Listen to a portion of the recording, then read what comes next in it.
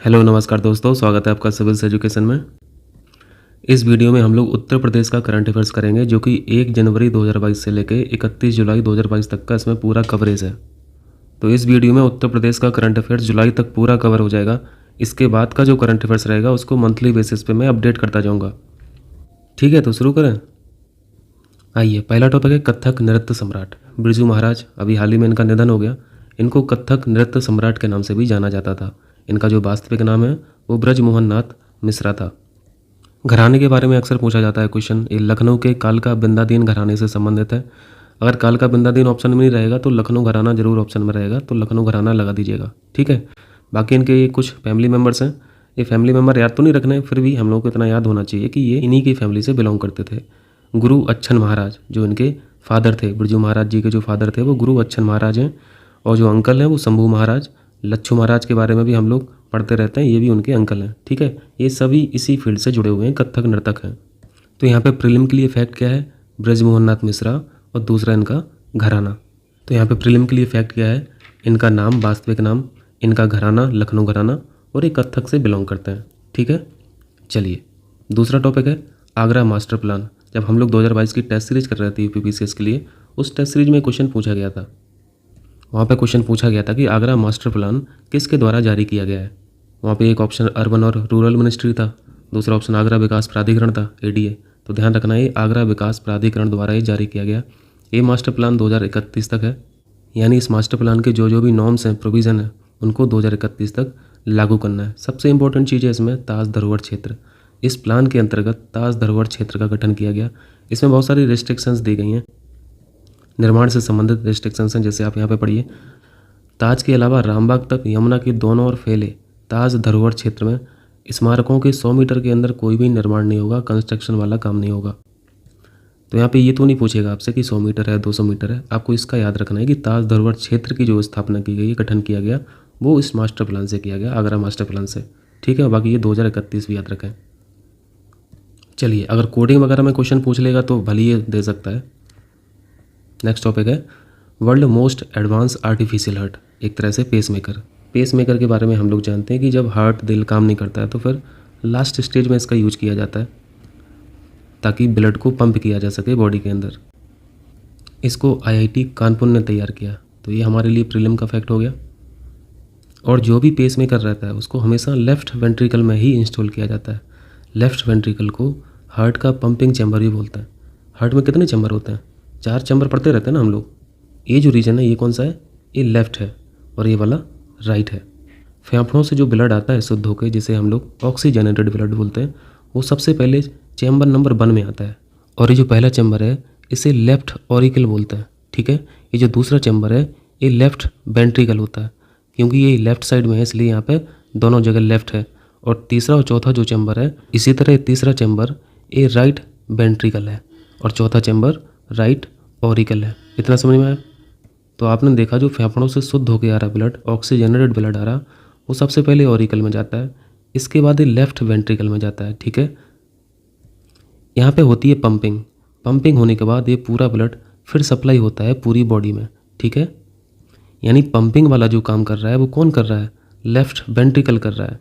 आप इसको ऐसे भी कह लीजिए कि जो हार्ट का लेफ्ट साइड वाला हिस्सा है यही ब्लड प्रेशर को जनरेट करता है। यहाँ पे ब्लड प्रेशर ज़्यादा होता है तभी पूरा ब्लड पूरी बॉडी में सप्लाई हो पाएगा। इतना तो बेसिक सी चीज़ है। ये जो लेफ्ट साइड के चैम्बर हैं, इनकी जो वॉल्स हैं, दीवार हैं, वो बहुत मोटी होती हैं और मोटी होने की वजह से ब्लड प्रेशर ज़्यादा होता है, यानी ज़्यादा क्रिएट हो जाता है। और जब पूरी बॉडी शुद्ध ब्लड को यूज कर लेती है तो वो ब्लड फिर आता है राइट वेंट्रिकल में, इसके बाद जाता है राइट ऑरिकल में, और फिर इसके बाद कहाँ जाएगा? शुद्ध होने जाएगा। और शुद्ध होने कहाँ जाएगा? फेफड़ों में जाएगा, लंग्स में जाएगा। तो राइट वाले चैम्बर से ब्लड को कहाँ पे भेजना है? फेफड़ों में भेजना है। तो यहाँ पे ब्लड प्रेशर की बहुत ज़्यादा ज़रूरत नहीं है, इसलिए इस वाले चैम्बर की जो दीवारें हैं वो बहुत पतली होती हैं, इसलिए यहाँ पे ब्लड प्रेशर 80 जनरेट हो पाता है। हम लोग ब्लड प्रेशर कैसे मेजर करते हैं? 120/80 देखते हो ना, 120/80। तो ये जो 120 होता है वो लेफ्ट वेंट्रिकल जनरेट करता है, लेफ्ट वाला हिस्सा करता है, और 80 जो है वो राइट वाला हिस्सा करता है। ठीक है, तो ये कुछ बेसिक बातें हो गई हार्ट के बारे में, तो आईआईटी कानपुर याद रखना। चलिए नेक्स्ट टॉपिक है वाटर अवार्ड, जल पुरस्कार 2022। राज्य श्रेणी में प्रथम पुरस्कार उत्तर प्रदेश को मिला है। Super important point. पहला स्थान उत्तर प्रदेश का है, दूसरा स्थान राजस्थान का है, तीसरा स्थान तमिलनाडु का है। इनको ऑर्डर में भी पूछा जा सकता है, तो तीनों याद रखना, ठीक है। ये जो जल पुरस्कार है इसको कई कैटेगरी में दिया जाता है, जैसे राज्य श्रेणी में आपने देखा उत्तर प्रदेश, लेकिन ये जो उत्तर प्रदेश है वो उत्तर वाला क्षेत्र में है, ठीक है। नॉर्थ रीजन में यूपी का पहला स्थान है। दूसरी श्रेणी है जिला श्रेणी, पंचायत श्रेणी और सर्वश्रेष्ठ उद्योग की भी यहाँ पे श्रेणी है। यूपी को जो प्रथम पुरस्कार मिला है वो इस काम के लिए मिला है, वाटर रिसोर्स मैनेजमेंट में, जल संसाधन प्रबंधन में, ठीक है। तो ये तो राज्य श्रेणी में हो गया था। अगर जिला श्रेणी में बात करें तो मुजफ्फरनगर आपको याद रखना है, और सर्वश्रेष्ठ ग्राम पंचायत का जो अवार्ड मिला उत्तर क्षेत्र में, नॉर्थ रीजन में, ये बलुआ ग्राम पंचायत को मिला है।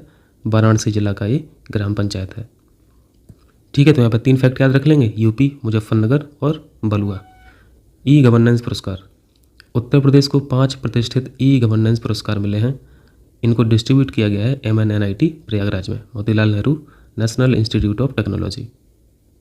तो ई गवर्नेंस के बारे में पूछा जाए तब भी यूपी लगा देना। नेक्स्ट टॉपिक है कमाल खान। ये वरिष्ठ पत्रकार थे, इनका हाल ही में निधन हो गया है। NDTV से जुड़े थे। इनका क्षेत्र पूछा जा सकता है, तो ध्यान रखना। आइए राष्ट्रीय स्तर का लॉन टेनिस और बास्केटबॉल कोर्ट कहाँ पर स्थापित किया जा रहा है? ये भी मोतीलाल नेहरू राष्ट्रीय प्रौद्योगिकी संस्थान में प्रयागराज में स्थापित किया जा रहा। चलिए, संघाई सहयोग संगठन SCO की सांस्कृतिक एवं पर्यटन राजधानी, सुपर इम्पोर्टेंट, किसको चुना गया है? काशी को चुना गया है। इस संगठन का प्रोविजन है, क्लॉज है कि 1 साल के लिए किसी न किसी शहर को ये सांस्कृतिक एवं पर्यटन राजधानी चुनते हैं। तो इस बार जो शहर चुना गया वो काशी को चुना गया। तो ये काशी इंपॉर्टेंट है। ये 2022 से 2023 तक के लिए राजधानी रहेगी। मेंबर कंट्रीज़ कितनी है? 8 हैं। सबसे लेटेस्ट वाली कौन सी है? इंडिया और पाकिस्तान। चलिए, देश के टॉप 10 प्रदूषित शहर, टॉप 10 प्रदूषित शहरों में यूपी से 9 शहर हैं। अभी हाल ही में बनारस का डेटा आया था, देश का तीसरा सर्वाधिक शहर जो पॉल्यूटेड है। पहला है घाटमपुर, दूसरा है जौनपुर, तीसरा है वाराणसी। इस तरीके से सीतापुर, मणियाऊ, उन्नाव। तो ये सब तो देखो, ये 10 के 10 तो नहीं पूछने वाला। आप यहाँ पे घाटमपुर याद रखें, जौनपुर याद रखें, वाराणसी याद रखें, ठीक है। चलिए, नेक्स्ट टॉपिक है पद्म पुरस्कार 2022। इससे क्वेश्चन आना चाहिए। इन पुरस्कारों का वितरण गणतंत्र दिवस के दिन होता है, 26 जनवरी को होता है। टोटल पद्म पुरस्कार जो मिले वो 128 मिले। इन 128 में 14 यूपी से हैं। इन 14 को हम लोगों को फोकस करना है। पद्म पुरस्कारों के बारे में आप लोग जानते हैं कि ये 3 कैटेगरी में होते हैं, पद्म विभूषण, पद्म भूषण और पद्म श्री। ये जो 14 पद्म पुरस्कार मिले हैं यूपी को, इनमें से, इन 14 में से 2 पद्म विभूषण मिले हैं, 2 भूषण मिले हैं और 10 पद्म श्री मिले हैं। तो आप इन 2 पद्म विभूषण को देख लीजिए और 2 भूषण को देख लीजिए। ये 10 तो याद नहीं रहेंगे और ज़्यादा संभावना पद्म विभूषण और भूषण की होती है। तो यहाँ पे देख लेते हैं 2 किस किस को मिले हैं। पद्म विभूषण 2 लोगों को मिला है, हम लोगों ने देखा ऊपर। पहले इंसान है राधे श्याम खेमका, इनको पोस्थुमसली मिला है, मरणों उपरांत मिला है, ये साहित्य के क्षेत्र से हैं। दूसरे हैं कल्याण सिंह, इनको भी पोस्थुमसली मिला है। अगर आप लोगों ने सेरेमनी देखी होगी तो इनके छोटे भाई ने इस अवार्ड को रिसीव किया था। अब कल्याण सिंह का क्षेत्र तो जानते हैं, ये तो नेताजी हैं। पद्म विभूषण जो 2 लोगों को मिले हैं उनमें से पहले इंसान है राशिद खान, ये कला के क्षेत्र से हैं, और दूसरे हैं वशिष्ठ त्रिपाठी, ये साहित्य और शिक्षा क्षेत्र से हैं, ठीक है। तो ये 4 लोगों के नाम आपको याद रखना है, हो जाएगा।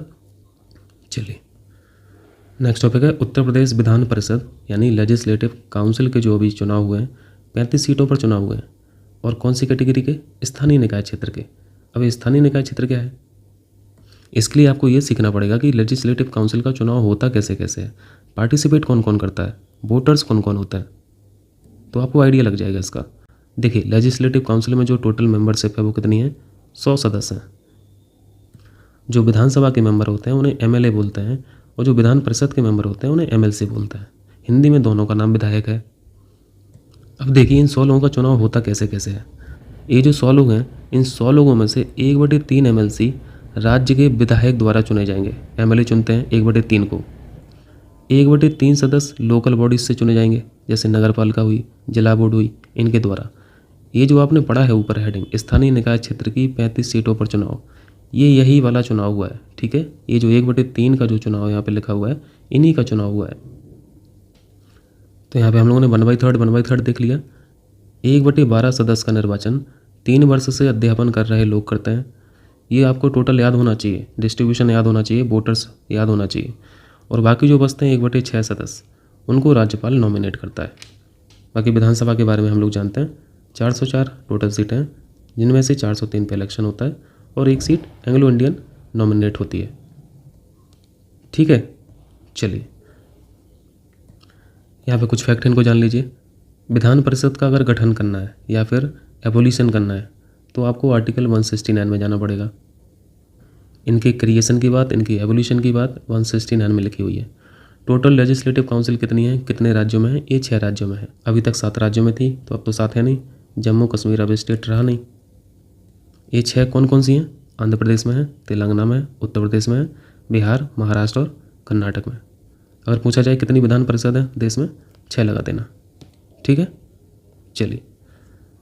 गोकुला जाट एक स्थानीय जमींदार थे। इनका हिस्टोरिकल इंपॉर्टेंस है, इसलिए जानना जरूरी है। 1669-70 में मथुरा क्षेत्र के जाटों ने स्थानीय जमींदार गोकुला जाट के नेतृत्व में विद्रोह किया था। विद्रोह था मुगल शासन के खिलाफ। मुगल शासन में एक स्थानीय अधिकारी हुआ करते थे, अब्दुल नबी। इसने हिंदुओं के मंदिरों को नष्ट कर दिया था और महिलाओं का अपमान किया था। इसी के चलते विद्रोह किया था गोकुला जाट ने। ठीक है, तो ये अपने समय के वीर योद्धा रहे हैं और अभी हाल ही में सीएम योगी साहब ने इनका उल्लेख भी किया था, तो इनका नाम याद रखना है और ये क्षेत्र याद रखना है। ठीक है, थोड़ा सा प्रीलिम पॉइंट ऑफ व्यू से सोचा कीजिए तो अपने आप क्वेश्चंस बन जाएंगे। किरावली यानी आगरा में सड़क और चौक, इनके नाम गोकुला जाट के नाम पर रखे जाएंगे। स्थानीय ऐतिहासिक व्यक्तित्व के योगदान के प्रति जागरूकता बढ़ाने के उद्देश्य से ये काम किया जा रहा है। ठीक है, चलिए।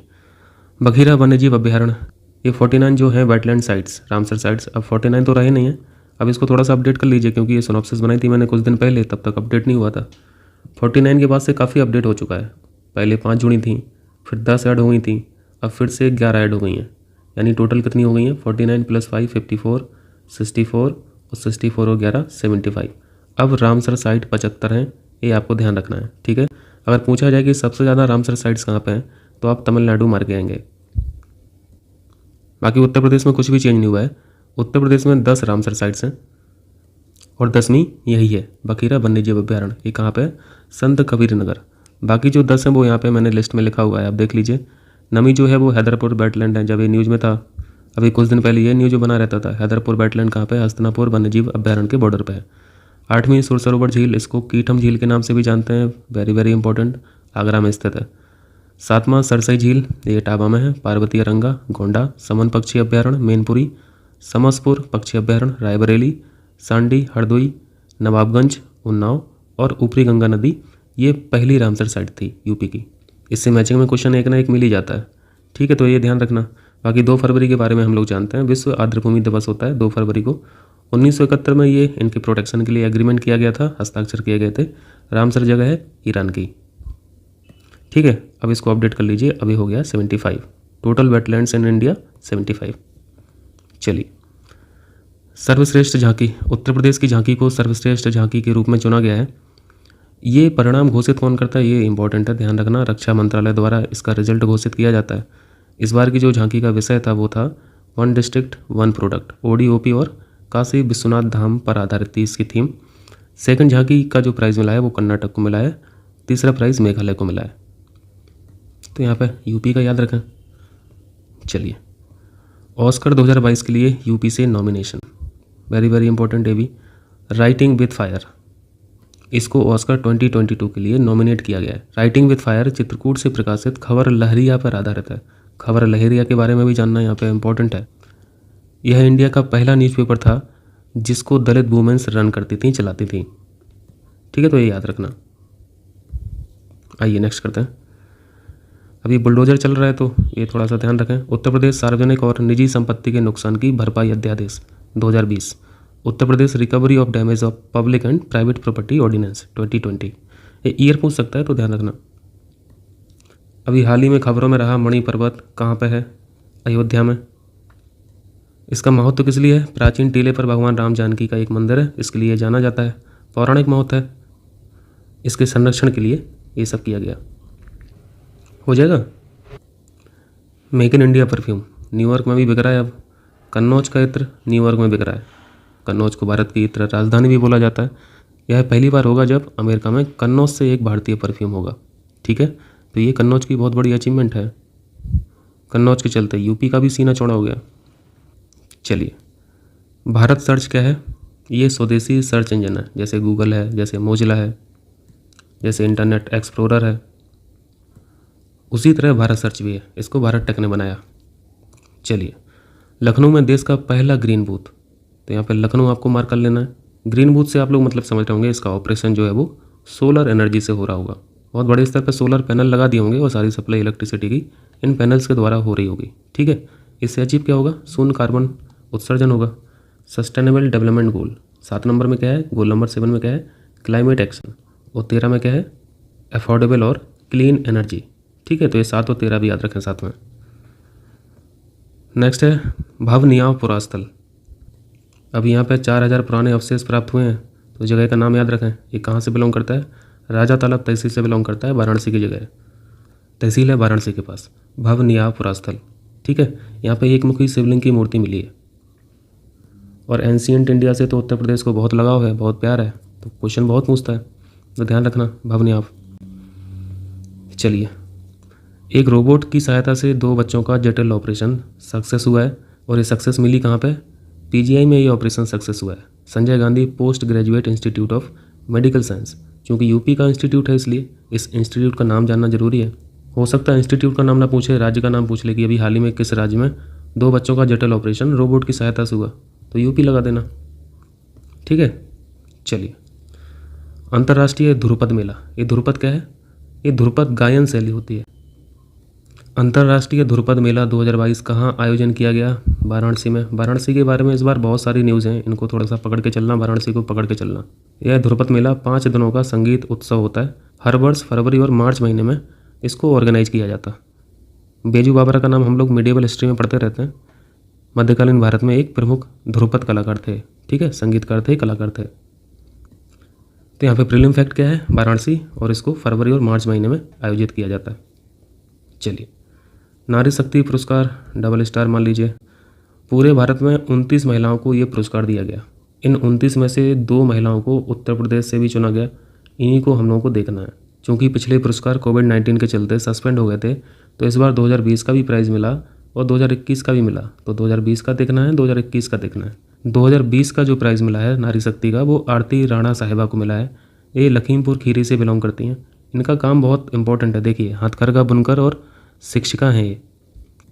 इन्होंने 800 से भी ज़्यादा थारू महिलाओं को ट्रेनिंग दी है, प्रशिक्षण दिया है, और 150 से ज़्यादा महिला स्वयं सहायता समूह की स्थापना भी की है। हथकरघा बुनकर। हथकरघा दिवस कब होता है? 7 अगस्त को। 7 से 7 अप्रैल भी पकड़ लिया करो। 7 को क्या होता है? नेशनल हेल्थ डे, राष्ट्रीय स्वास्थ्य दिवस। ठीक है, तो ये 2020 की हुई आरती राणा साहिबा, और 2021 का जो प्राइज़ मिला है वो नीरज माधवा को मिला है। हिंदी साहित्य के माध्यम से इन्होंने विश्व शांति और अधिकारों को प्रमोट किया है, बढ़ावा दिया है। तो यहाँ पर थोड़ा सा ध्यान रखना, मिक्स मत कर देना। ठीक है, 2021 में आरती राणा साहिबा को ना लगा देना और 20 में नीरज माधवा को नहीं लगा देना, थोड़ा सा ध्यान रखना। चलिए, नेक्स्ट है उत्तर प्रदेश विधानसभा चुनाव 2022। बाबा जी फिर से सीएम बन के आए हैं। उत्तर प्रदेश में विधानसभा की कुल सीटें कितनी हैं? 404, जिसमें से 403 पे इलेक्शन होता है और 1 सीट को नॉमिनेट किया जाता है, और ये 1 सीट एंग्लो इंडियन की रहती है। 2022 के चुनाव में 33 महिला उम्मीदवार विजेता हुई हैं। इस फैक्ट को आप लोग वेरीफाई करना, क्योंकि अलग अलग जगह अलग अलग दिया हुआ है। घटनासार में 48 दिया है, घटना चक्र में जो आई थी आई दृष्टि, उसमें कुछ और फैक्ट दिया था। दृष्टि IAS ने जो बताया है वो 33 बताया है। तो थोड़ा सा बताना कमेंट करके, ठीक है। बाकी कुछ कॉन्स्टिट्यूशनल प्रोविज़न जो है विधानमंडल यानी लेजिस्लेचर का गठन किस आर्टिकल में है? आर्टिकल 168 में। 169 में हम लोग जानते हैं विधान परिषद का यहाँ पे गठन भी है, क्रिएशन भी है और एवोल्यूशन भी है। आप विधान परिषद 169 से बना भी सकते हैं और मिटा भी सकते हैं। विधान परिषद की यूपी में कितनी सीटें हैं? 100 सीटें हैं। इसको हम लोग पिछले क्वेश्चन में देख चुके हैं। ठीक है, हो जाएगा। चलिए तब आगे चलिए। हिंदी साहित्य सम्मेलन 2022 प्रयागराज में आयोजन किया गया है। 2 दिन का ये सम्मेलन होता है। प्रयागराज को आपको मार्क कर लेना है। हिंदी साहित्य सम्मेलन 2022 उत्तर प्रदेश के किस जिले में आयोजित हुआ है? प्रयागराज। आइए प्रोटेम स्पीकर के बारे में जान लेते हैं। मार्च 2022 में चुनाव हुए। पुरानी विधानसभा विघटित हो गई, नई विधानसभा आएगी। नई विधानसभा में जो MLA चुन के आएंगे उनको शपथ दिलाना पड़ेगा, लेकिन शपथ तो दिलाते हैं स्पीकर, और विधानसभा तो विघटित हो चुकी है, तो शपथ कौन दिलाएगा? तो ये काम करने के लिए प्रोटेम स्पीकर को नियुक्त किया जाता है। राज्यपाल के द्वारा नियुक्ति होती है। नए सदस्यों को शपथ दिलानी है, नए अध्यक्ष के चुनाव को सक्षम बनाना है। इसके बाद इनका कार्यकाल खत्म हो जाता है। ठीक है, अभी वर्तमान अध्यक्ष कौन है, वर्तमान स्पीकर कौन है, सतीश महाना। पहले अध्यक्ष जो थे, पहले स्पीकर उत्तर प्रदेश विधानसभा के पुरुषोत्तम दास टंडन। और कभी कभी ये भी पूछ लेता है कि सबसे अधिक बार स्पीकर कौन रहा है उत्तर प्रदेश विधानसभा का, तो केसरीनाथ त्रिपाठी जी का नाम याद रखें। ठीक है, चलिए। इकाना स्टेडियम ये लखनऊ में स्थित है और इस जगह को शपथ स्थल बनाया गया था। इस स्टेडियम का जो पूरा नाम है वो है प्रधानमंत्री अटल बिहारी वाजपेयी इकाना स्टेडियम। तो यहाँ पे आपको लखनऊ याद रखना है, जगह का नाम याद रखना है। ठीक है, मैचिंग वगैरह में पूछा जा सकता है। उत्तर प्रदेश में वाराणसी से गोरखपुर के बीच सीधी उड़ान की शुरुआत हो गई है। स्पाइस जेट ने ये सर्विस शुरू की है। तो यहाँ पे आपको वाराणसी से गोरखपुर याद रखना है, डायरेक्ट फ्लाइट। ठीक है, चलिए। शेड्यूल ट्राइब में शामिल करने का विधेयक पेश। अभी उत्तर प्रदेश में जो ट्राइब्स हैं, जनजातियाँ हैं, उनकी संख्या 15 है। कुछ और ट्राइब्स हैं जिनको एसटी का दर्जा दिलाने के लिए लोकसभा में विधेयक पेश किया गया। और ये कौन सी जनजातियाँ हैं जिनकी बात चल रही है एसटी में शामिल होने के लिए? गोंड, धुनिया, नायक, ओझा, पठारी और राजगौड़। प्रश्न ऐसे पूछा जा सकता है कि अभी हाल ही में उत्तर प्रदेश से कितनी जातियों को एसटी में शामिल करने की बात की जा रही है? तो 6 नंबर याद रखें। ठीक है, आइए नेक्स्ट टॉपिक है राष्ट्रीय जल पुरस्कार। इसके कुछ फैक्ट हम लोगों ने वैसे भी देख लिए हैं। राज्य श्रेणी में जो यूपी को प्राइज़ मिला, जिला श्रेणी में मुजफ्फरनगर और पंचायत श्रेणी में बलुआ को। कुछ फैक्ट हैं यहाँ पे, वो भी देख लीजिए, कुछ छूट रहा था। एक क्वेश्चन कोडिंग में पूछा गया था कि इस बार का 2022 का जो राष्ट्रीय जल पुरस्कार है वो पहला संस्करण था। तो पहला नहीं है, 2018 में जो वितरण किए गए थे वो पहला था। ये जो 2022 में वितरण किए गए हैं ये तीसरा संस्करण है। ठीक है, 3rd एडिशन है। इन पुरस्कारों के वितरण के साथ जल शक्ति अभियान कैच द रेन कैंपेन भी चलाया गया, इसका भी शुभारंभ किया गया। और ये कैंपेन 22 मार्च को स्टार्ट किया गया। 22 मार्च को क्या होता है? विश्व जल दिवस। अगर पूछा जाए कि इंडिया वाटर वीक 2022 का आयोजन कब होगा? 1 नवंबर से 5 नवंबर के बीच होगा 2022 में, India expo centre greater Noida में। तो ये फैक्ट भी याद रखें, इंडिया एक्सपो सेंटर है कहाँ पे? 4 ऑप्शन दे देगा। चलिए, ये कुछ बेसिक बातें थी। बाकी पुरस्कार के बारे में तो हम लोगों ने देख लिया था। राज्य श्रेणी में सबसे पहले यूपी का है, फिर राजस्थान, फिर तमिलनाडु। और ये एडिशन पहला नहीं था, ये तीसरा एडिशन था। तीसरी बार ये जल पुरस्कार दिए गए। चलिए, लोक निर्मला सम्मान 2022 सुपर इम्पोर्टेंट। उत्तर प्रदेश संगीत नाटक अकादमी में सोनचरैया संस्था द्वारा ये सम्मान दिया जाता है। शारदा सिन्हा जी को सम्मानित किया गया। ठीक है, ये भारतीय लोक गायिका है, मैथिली भाषा की। चलिए, नेक्स्ट टॉपिक क्या है?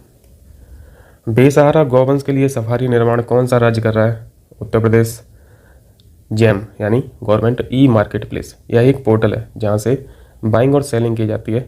इस पोर्टल पर सबसे अधिक खरीदारी करने वाला राज्य उत्तर प्रदेश रहा। सेंट्रल गवर्नमेंट, स्टेट गवर्नमेंट के जो डिपार्टमेंट हैं वो इस पोर्टल के माध्यम से बहुत सारी एसेंशियल प्रोडक्ट, गुड्स, सर्विस वगैरह बाय सेल करता है। चलिए, स्कूल चलो अभियान श्रावस्ती से इस अभियान की शुरू की गई है। अप्रैल 2022 में शुरुआत की गई है। इसको चुनने का कारण क्योंकि यहाँ पर लिटरेसी रेट सबसे कम है। यूपी में पढ़ते रहते हैं हम, यूपी स्पेशल में पढ़ते रहते हैं। श्रावस्ती की लिटरेसी रेट सबसे कम है। अयोध्या एयरपोर्ट, इसके साथ ही उत्तर प्रदेश में 5 इंटरनेशनल एयरपोर्ट हो गए। अंतर्राष्ट्रीय एयरपोर्ट कितने हैं यूपी में? 5। ये नंबर याद रखें। इसका हाल ही में नाम चेंज हो गया है, मर्यादा पुरुषोत्तम श्रीराम इंटरनेशनल एयरपोर्ट इसका नाम है। इससे पहले जो अंतर्राष्ट्रीय एयरपोर्ट बनाए गए हैं वो लखनऊ में, वाराणसी में, कुशीनगर में और जेवर में। जेवर कहाँ है बताएंगे? कमेंट करके बताइए। 4 ऑप्शन बना के दिया जा सकता है कि किस जिले में अंतर्राष्ट्रीय एयरपोर्ट अभी नहीं है, या फिर संख्या पूछा जा सकता है। चलिए, रेत समाधि यानी Tom of sand, Uttar Pradesh की गीतांजलि श्री का ये उपन्यास है। पहला important fact, even super important fact इस क्वेश्चन को आना चाहिए। और इस रेत समाधि को, टॉम ऑफ सैंड को इंटरनेशनल बुकर प्राइज़ भी मिल गया है। इंटरनेशनल बुकर प्राइज़ मिल चुका है, ये जीत गई हैं। चूँकि सिनॉप्सिस अभी कुछ दिन पहले बनाई थी तो यहाँ पे मैंने शामिल लिखा था, उस टाइम पर शामिल हुआ था, नॉमिनेशन के लिए गया था। इंटरनेशनल बुकर प्राइज़ को पहले मैन बुकर प्राइज़ बोला जाता था। ठीक है, और जो प्राइज़ ये मिला है ये इंग्लिश ट्रांसलेशन वाले उपन्यास को मिला है। ट्रांसलेशन किसने किया था ये भी जानना जरूरी है, डेजी रॉकवेल, इनका नाम भी याद रखें। यानी टॉम ऑफ सैंड को मिला है, हिंदी वाले वर्जन को नहीं। तो उससे फ़र्क नहीं पड़ता है, फाइनली लिखा तो इन्हीं ने था, गीतांजलि श्री ने। और ये मैनपुरी की हैं, ये भी फैक्ट इंपॉर्टेंट है, यूपी से कुछ भी पूछा जा सकता है ना। चलिए, state energy and climate index, राज्य ऊर्जा और जलवायु सूचकांक, इससे भी क्वेश्चन आजकल बहुत बन रहा है। इस इंडेक्स में उत्तर प्रदेश का 13वां स्थान है, 30th पोजीशन है। नीति आयोग द्वारा इसको तैयार किया जाता है। ये राउंड बन के इंडेक्स है और उसको ध्यान रखना, नीति आयोग द्वारा बनाया जा रहा है। मिनिस्ट्री ऑफ पावर लिख देगा तो फिर कन्फ्यूज हो जाओगे, है ना। तो मिनिस्ट्री ऑफ पावर के द्वारा नहीं बनाया जाता है, नीति आयोग इसको प्रिपेयर करती है। 13वीं पोजीशन जो उत्तर प्रदेश की है, इसकी कैटेगरी क्या है, प्राप्तकर्ता की, यानी अचीवर की श्रेणी में डाला गया है। रैंक में पूछेगा तो श्रेणी पूछा जा सकता है।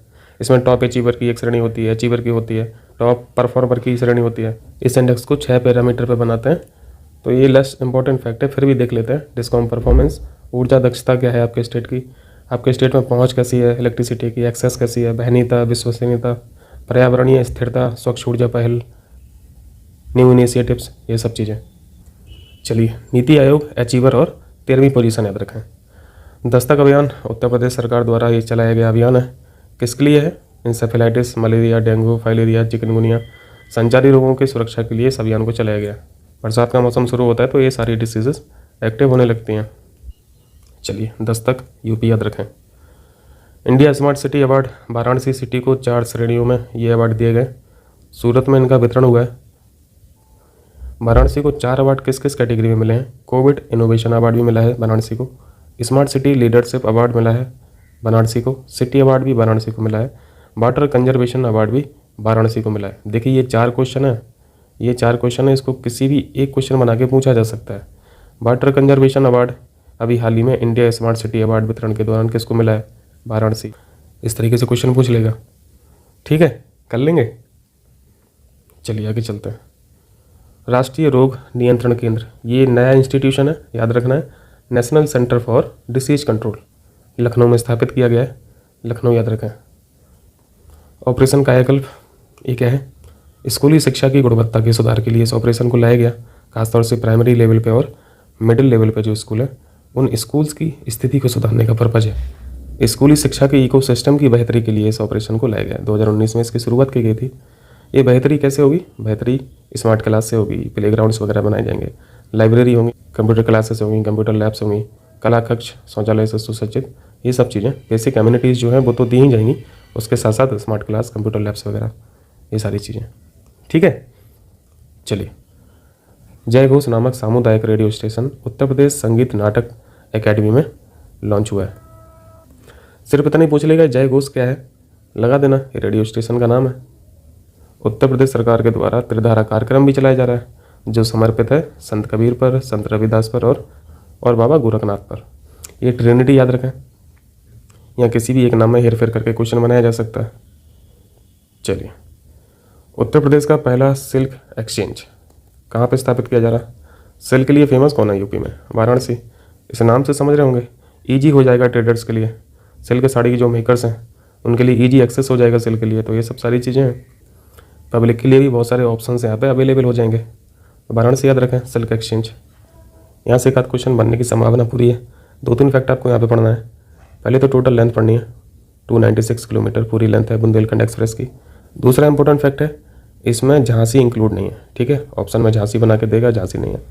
तीसरा इंपॉर्टेंट फैक्ट है, बुंदेलखंड की एक और सिटी इंपॉर्टेंट है, ललितपुर, ललितपुर भी इंक्लूड नहीं है। बुंदेलखंड एक्सप्रेस 7 जिलों से गुजरेगा। इन 7 जिलों में ना तो झांसी है ना ही ललितपुर है। कौन कौन है?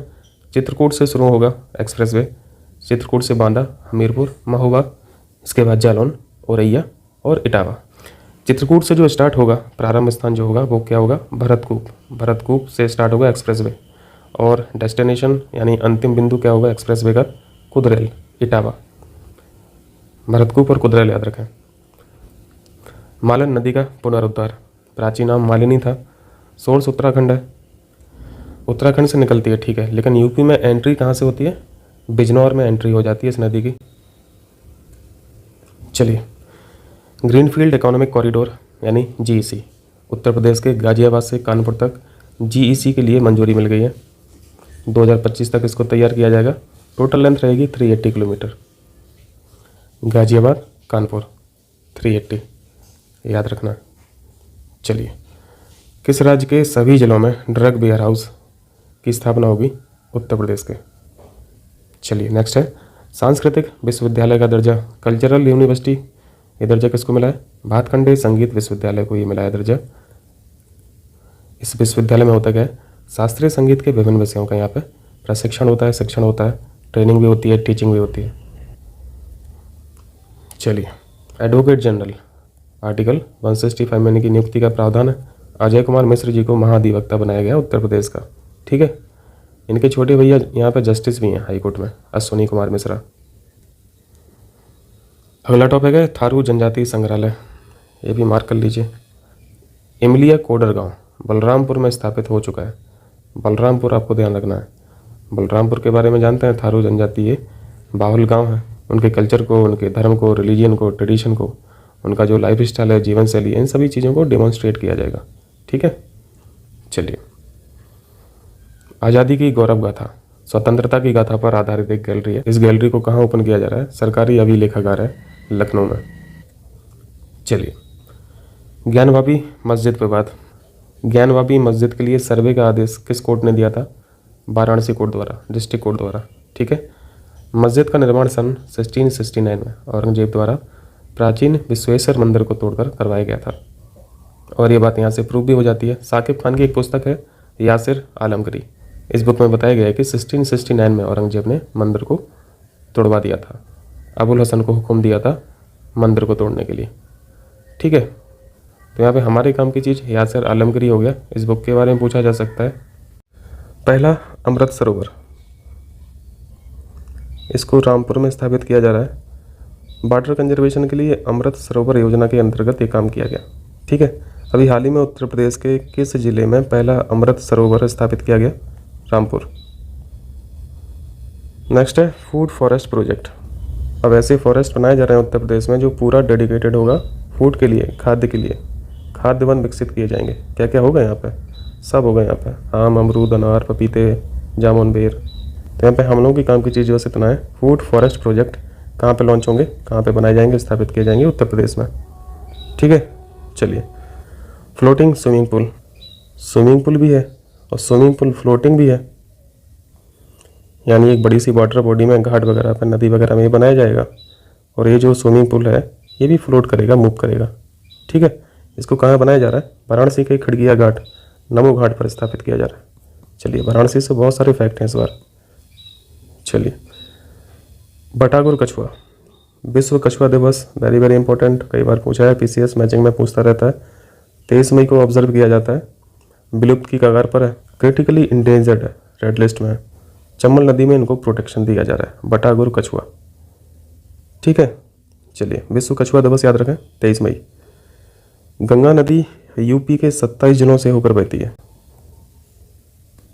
यहाँ पे कुछ वन लाइनर फैक्ट्स हैं, इनको भी जाने रहिए। खनन से संबंधित उत्तर प्रदेश सरकार द्वारा एक पोर्टल लॉन्च किया गया है, इसका नाम है माइन मित्र। अभी यूपी गवर्नमेंट ने अच्छा खासा रेवेन्यू जनरेट किया था, इसके चलते ही न्यूज़ में रहा। माइन मित्र याद रखें, ऑप्शन में खान मित्र करके दे सकता है।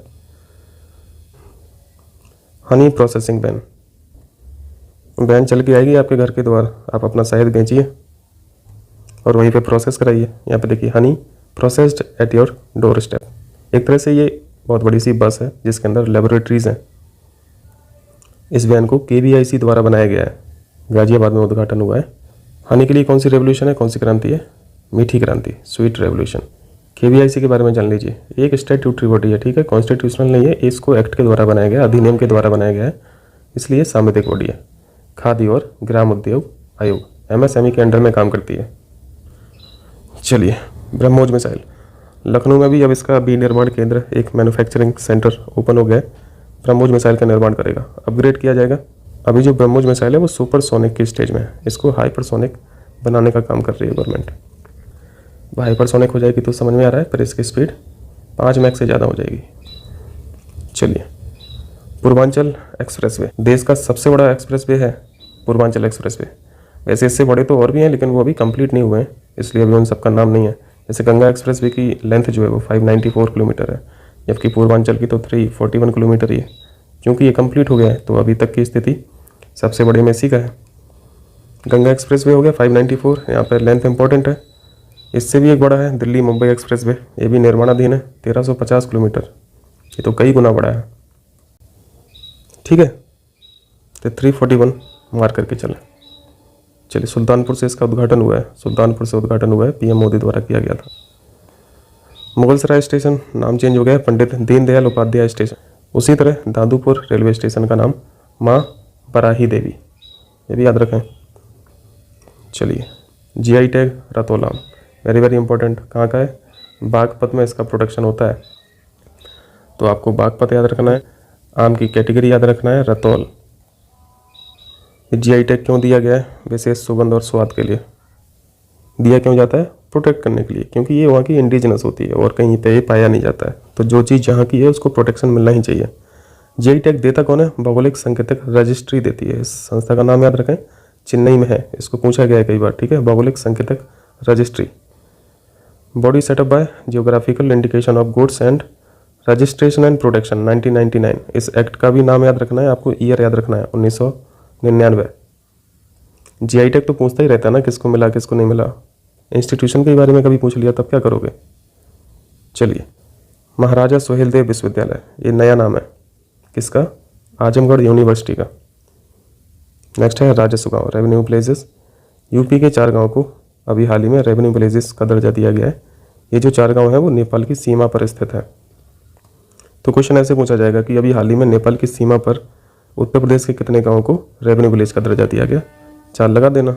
लीड्स इंडेक्स, लीड्स यानी ट्रांसपोर्टेशन की स्थिति कैसी है आपके राज्य में, ट्रांसपोर्टेशन की व्यवस्था कैसी है, लॉजिस्टिक की सुविधाएं कैसी हैं, मैनेजमेंट कैसा है, रोड कैसे हैं, मालवाहक गाड़ियां चल पा रही हैं नहीं चल पा रही हैं, कि टोल टैक्सी वसूले पड़े हैं, सप्लाई चेन में कोई ऑब्स्ट्रक्शन तो नहीं है, ये सब चीज़ें देखी जाती हैं। ठीक है, लीड्स इंडेक्स में यूपी की स्थिति 6वीं है, ये इंपॉर्टेंट है, अभी हाल ही में किसी एग्जाम में पूछा गया लीड्स के बारे में, 6वीं रैंक है। नेक्स्ट है सहारनपुर विश्वविद्यालय, इसका भी नाम बदल गया है, माँ शाकुंभरी यूनिवर्सिटी। ठीक है, रोपवे सेवाओं की शुरुआत करने वाला पहला जिला है, पहली डिस्ट्रिक्ट है यूपी की। मेडिकल डिवाइस पार्क की स्थापना कहाँ पे की जा रही है? जीवी नगर में, मेडिकल डिवाइस पार्क। मैचिंग में क्वेश्चन पूछा जाएगा, ये तो बहुत इंपॉर्टेंट है। भारतीय विरासत संस्थान, इंडियन हेरिटेज इंस्टीट्यूट, स्थापना कहाँ पे हो रही है? नोएडा में, ये मार्क करना। ठीक है, चलिए आइए नेक्स्ट देखिए, स्किल इंडिया अंतर्राष्ट्रीय केंद्र कहाँ पे स्थापित किया गया है? वाराणसी में। भारत का पहला स्किल इंडिया अंतर्राष्ट्रीय केंद्र खोला गया था भुवनेश्वर में। ये दोनों फैक्ट आपको याद रखना है। ठीक है, यहाँ पे फिर से वाराणसी के बारे में फैक्ट मिल गया है। बेसलैंड से वेटलैंड प्रोजेक्ट नोएडा में शुरुआत की गई, जहाँ पे कूड़ा कचरा फेंका जाता है, यानी डंपिंग ग्राउंड को चेंज करना है समुद्री बीच के रूप में। समुद्री बीच को बोला जा रहा है वेटलैंड, आर्द्रभूमि। ठीक है, नोएडा याद रखना।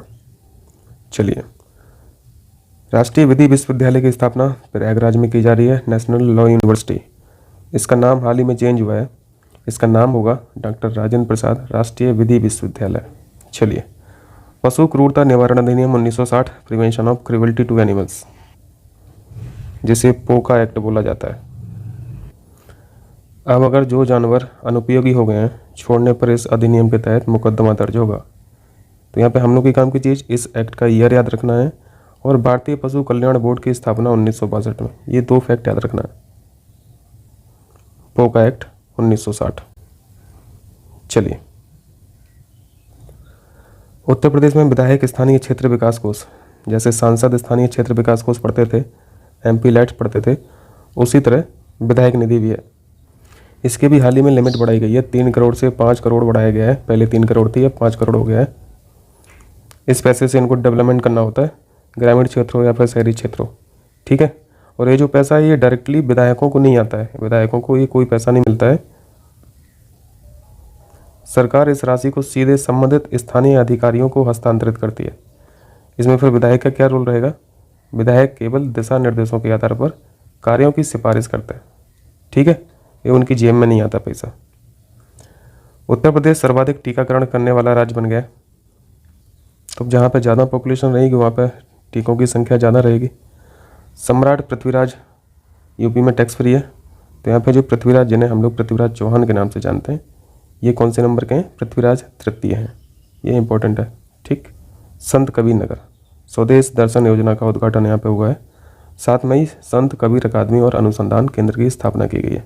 तो ये तो नहीं पूछेगा क्योंकि यहाँ पे नाम ही संत कबीर है, तो आप लगा देंगे इसको। ये इंपॉर्टेंट है, स्वदेश दर्शन योजना का उद्घाटन संत कबीर नगर से हुआ है। चलिए, फूड सेफ्टी इंडेक्स 2021-2022 खाद्य सुरक्षा सूचकांक। ऑप्शन में रहेगा इसको जारी करने वाली संस्था कौन है? नीति आयोग नहीं है। मिनिस्ट्री ऑफ हेल्थ नहीं है। जारी कौन करता है? FSSAI यानी भारतीय खाद्य सुरक्षा और मानक प्राधिकरण द्वारा ही जारी होती है। फूड सेफ्टी में सबसे अच्छा स्थान किसका है? सबसे बढ़िया पोजीशन तमिलनाडु की है। बड़े राज्यों में तमिलनाडु, दूसरे नंबर पर गुजरात, तीसरे नंबर पर महाराष्ट्र। यहाँ पे यूपी को मार्क कर लीजिए। फूड सेफ्टी में उत्तर प्रदेश का स्थान 8वां है और छोटे राज्यों में गोवा का प्रथम स्थान है, दूसरा मणिपुर का। एटलीस्ट पहला पहला याद रखें। और जहाँ पे यूपी का रोल है तो वहाँ पे यूपी की रैंक याद रखना जरूर। ये फैक्ट बहुत इंपॉर्टेंट है। यूटीज़ में, यूनियन टेरिटरीज में जम्मू कश्मीर का प्रथम स्थान है। ये क्वेश्चन पूछा जा सकता है। चलिए, उत्तर प्रदेश का पहला carbon free zone Kashi Vishwanath Dham. प्रदेश का पहला मंदिर जो पूरी तरह से कार्बन और धूल कणों से मुक्त होगा, याद रखना, काशी विश्वनाथ धाम। स्पैरो पोर्टल ये क्या है? Smart performance appraisal report recording online window. इसमें करना क्या होगा? इसमें जो भी PCS अधिकारी हैं, उत्तर प्रदेश के PCS अधिकारी हैं, उनको अपनी संपत्ति का डिटेल्स, एसेट का डिटेल्स इस पोर्टल पर एंटर करना होगा, सबमिट करना होगा। जो भी आपके पास प्रॉपर्टी है, मूवेबल हो या फिर इमूवेबल हो, चलो या फिर अचल हो। ग्रीन रेटिंग स्टेशन का दर्जा किस स्टेशन को मिला है? आगरा कैंट स्टेशन को। इंपॉर्टेंट है, ग्रीन रेटिंग स्टेशन का दर्जा। उत्तर प्रदेश में 150 हाईटेक नर्सरी कहाँ पे खोली जा रही हैं? बस इतना याद रखना, यूपी में खोली जा रही है। और इजराइल के बारे में हम लोग जानते हैं यहाँ की एग्रीटेक बहुत तगड़ी है, बहुत एडवांस लेवल पे है। कृषि की तकनीकी बहुत उम्दा है इजराइल की। ज़मीन दान देने पर खुद के नाम पर होगा अस्पताल का नामकरण। ये बढ़िया स्कीम है। स्कीम किसने लॉन्च किया? उत्तर प्रदेश का। चूँकि उत्तर प्रदेश का करंट अफेयर्स हम लोग पढ़ ही रहे हैं तो सारा डेटा जो है, सारा फैक्ट है, सारी इन्फॉर्मेशन यूपी की है। लेकिन यहाँ पे कंडीशन है, आप जो ज़मीन दान करेंगे वो आबादी इलाके में होना चाहिए। और आपने ये जो ज़मीन दान दी है ये आपको वापस भी मिल जाएगी। सरकारी ज़मीन ही रहेगी, लेकिन ये थोड़ा सा दूर रहेगी, शहरी क्षेत्र में नहीं रहेगी, ठीक है, आबादी इलाके में नहीं रहेगी। तो एक तरह से ठीक है, ज़मीन भी आपको वापस मिल जा रही है और आपके नाम पर हॉस्पिटल भी हो जाएगा। अब ये काम तो वही कर पाएंगे जिनके पास बहुत सारी ज़मीन हो, है ना, क्योंकि दूर दराज के क्षेत्र में ज़मीन का जो कॉस्ट है और शहरी इलाके में जो कॉस्ट है उसमें ज़मीन आसमान का फ़र्क है। यहाँ पे इस एक्ट को देखिए, मातृत्व लाभ संशोधन अधिनियम 2017। अभी हाल ही में इलाहाबाद हाईकोर्ट का एक आदेश आया। मैटरनिटी लीव जो ली जाती थी महिलाओं द्वारा, वो 2 साल में 2 बार अब लिया जा सकता, ठीक है। अभी हाल ही में एक महिला ने BSA के खिलाफ मुकदमा किया था क्योंकि वो उनको छुट्टी नहीं दे रहे थे, तो उसी पे डिसीजन आया। तो ध्यान रखना, 2 साल में 2 बार भी लिया जा सकता है। मातृत्व लाभ अधिनियम जो है वो ओरिजिनली 1961 का है। अमेंडमेंट जो है वो 2017 में हुआ है। और इसमें आप लोग जानते हैं कि जो मातृत्व अवकाश मिलता है, मैटरनिटी लीव मिलती है, वो 26 सप्ताह की होती है, ठीक है, लगभग आधा साल, 6 महीने की। अब 2 साल का गैप जरूरी नहीं है। चंबल कटहल महोत्सव कहाँ पे मनाया गया है? उत्तर प्रदेश। नेक्स्ट है ईस्टर्न पेरिफेरल एक्सप्रेसवे, 20 साल तक के लिए लीज पे दे दिया गवर्नमेंट ने। किस कंपनी को दे दिया? कनाडा की एक कंपनी है, उसका नाम है Indian highway management company limited. नाम से तो इंडियन लग रही है लेकिन इंडियन नहीं है, कनाडियन कंपनी है।